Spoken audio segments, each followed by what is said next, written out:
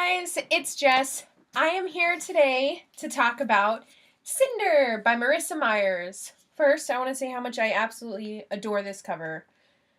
Adore. It's awesome. For those of you who don't know, Cinder is about a futuristic society. It takes place after the Fourth World War, where Cinder, the main character, is a cyborg slash human. And so throughout the book, you learn about her stepmother, and her life. There's also a huge portion of the book where a plague is pretty much taking over, and Cinder becomes one of the test subjects for an antidote, and that's what leads her to find out her true identity and what's really going on. I gave it 3 out of 5 stars because I actually thought the plot was a little predictable. Early on, I kind of guessed who Cinder was and what Cinder was, and so that was a bummer because I've heard so many people rave about this book, and it turns out it's not as great as I thought it was going to be. I was expecting a 5-star book here, and I'm going to give it a 3. Maybe Scarlet and Cress are better.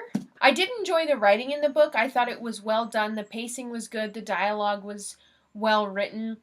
And there were times where I wanted to skip ahead just to get to the story because it was so good. Not to say in any way it's a bad story or that it's poorly written. I really liked it. I just thought it was average. I did do a complete full blog review talking about a lot of the specifics that I liked and didn't like, so you can check that out down below. Spoiler warning.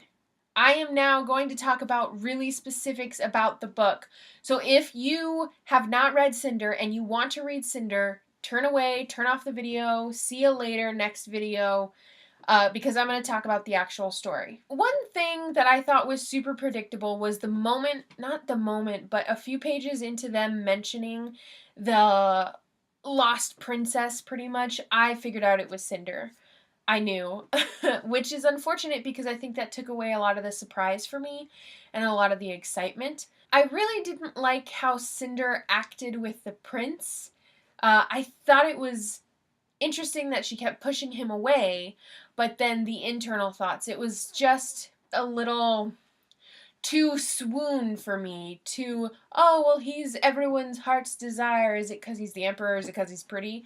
It got a little old for me. I cannot believe how shocked and surprised Cinder was when she found out that she was lunar, because she knew she was a cyborg and she knew that she didn't remember anything from her past. You'd think those would be clues that something weird's going on.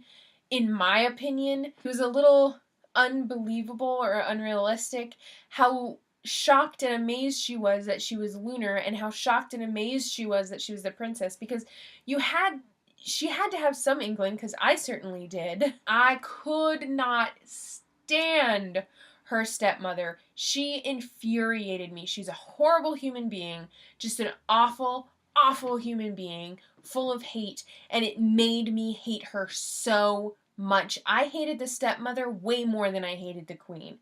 Way more. I will definitely read the remainder of the series. Hopefully it gets better for me and not so predictable. That's my review of Cinder. If you've read Cinder, please leave your comments down below. I'd love to know what you thought. I know there's a lot of hype around this book, and I'm curious if I'm the only one who didn't feel like the book lived up to the hype. So if you had the same feelings, please let me know down below. I'd be super interested. Now it's TBR jar time. So I'm going to pull the next book that I will be reading, and it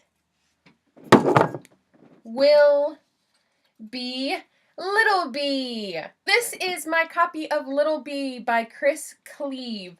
I'm going to read the back of this because I thought the synopsis was so captivating. Like, I thought it was one of the best synopses I've ever heard before. This is the story of 2 women. Their lives collide one fateful day, and one of them has to make a terrible choice, the kind of choice we hope you never have to face. 2 years later, they meet again, and their story starts there. Once you have read it, you'll want to tell your friends about it.